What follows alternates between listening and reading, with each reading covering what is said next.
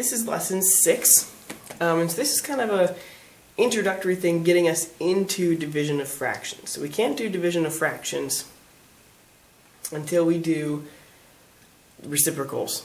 And so reciprocals are numbers that when you switch the numerator and denominator, it's that new fraction. So taking a look at that example I put up there, the reciprocal of 2/3 is 3/2. All you do is you flip-flop the numerator and the denominator. So if we look at a different one, so if I looked at, so we can call this example 1 if you wish. Example number 1, the reciprocal of 1/4 would be what? Well, if I switch that numerator and that denominator, we flip it upside down. The reciprocal, so I'm not going to put equals because they're not equal, but the reciprocal is going to be 4/1. What's the reciprocal of 15/21? We just reverse it and we get 21/15.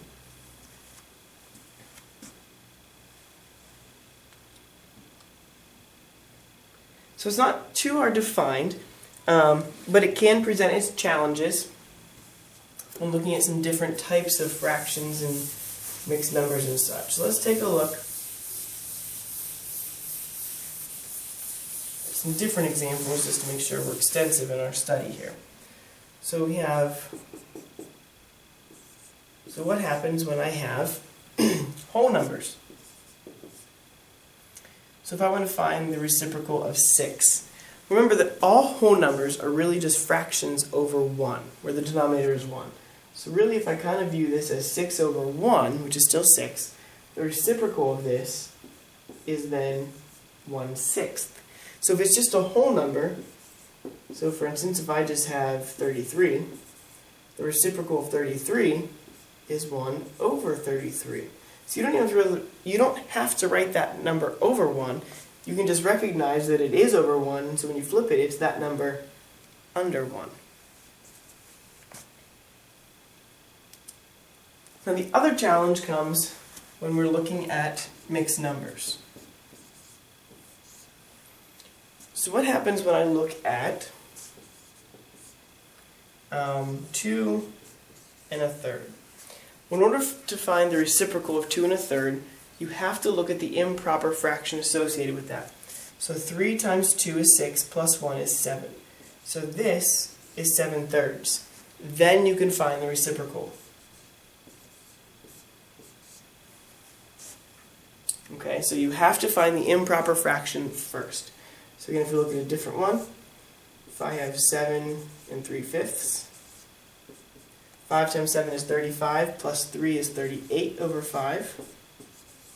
The reciprocal of that would then be 5/38.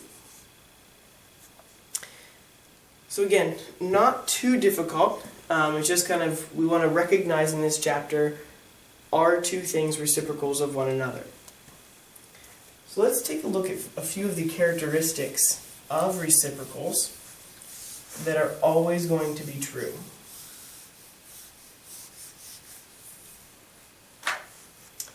So we have, so one thing to notice is that the product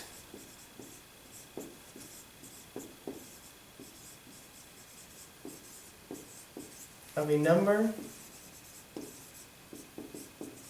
and its reciprocal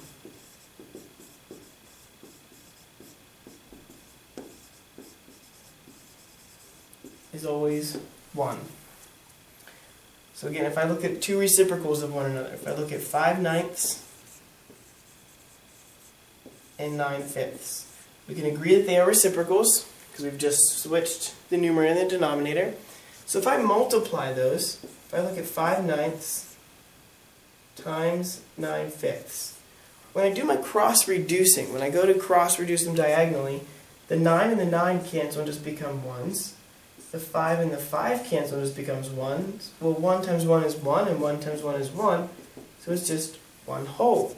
So every time that you have reciprocals and you multiply them, you should always get just 1.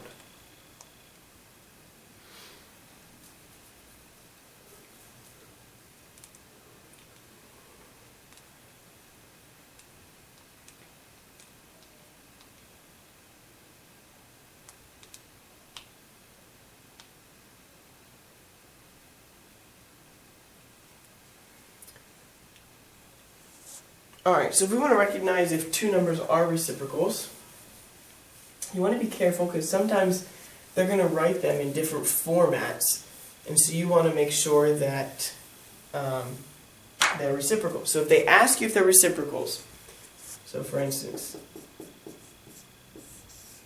their question says, if we're looking at 3 1/3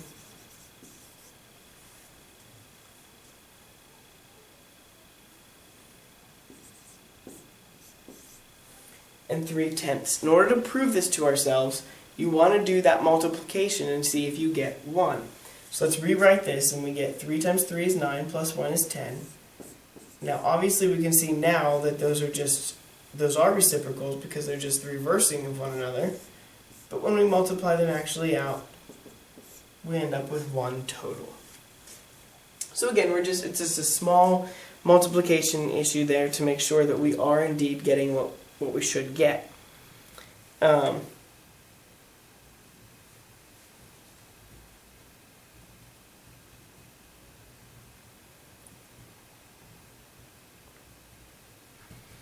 sometimes, so this will be our last example here, sometimes they're going to ask us to find what a missing denominator or something should be in order to find the reciprocal. So for instance, you could say 9/28 times 3 and 1 over n is equal to 1. So we know 9/28 and something is a reciprocal to get 1. So if we look at that, what we're going to do then is going to figure, okay, these have to multiply together to get us 1, right? So if we look at the reciprocal of 9/28, if I actually look at that reciprocal, that is 28 over 9. And if I write that as a mixed number, we have 9 goes into 28 3 times, good. We have 1 left over. Well, what's the denominator then? It's 9. So what does n equal? N equals 9. If they're asking you to find that missing number, go back to the other number that you know, find its reciprocal, and that should fill in the missing blanks for you. So that concludes lesson 6. Again, not a very difficult lesson, but we are looking at this to kind of step us into being able to divide with fractions.